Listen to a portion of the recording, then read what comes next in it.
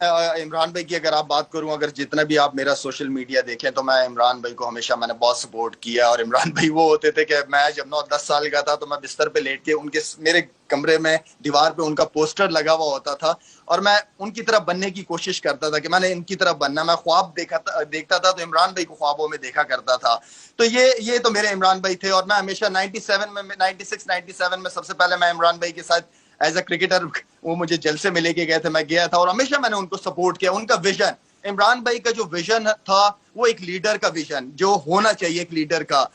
इंसाफ की बात करते हैं, करप्शन की बात करते हैं, टॉप ये जो मुल्क जो खड़े होते हैं वो आपके इंसाफ पे खड़े होते हैं। मैं तो हमेशा से इमरान भाई की विजन आपको को क्या कभी लगता है मैंने हमेशा इमरान भाई के टीम थी विजन सही? को तारीफ।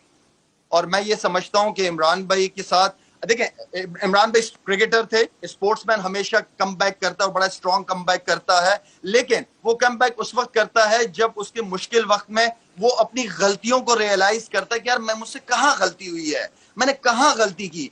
ऐसा नहीं होता कि मैं फरिश्ता हूं, मुझसे गलती नहीं हो सकती, सामने वाले सारे जो कसूरवार हैं, ऐसा नहीं होता। हम सब इंसान हैं, हम फरिश्ते नहीं हैं।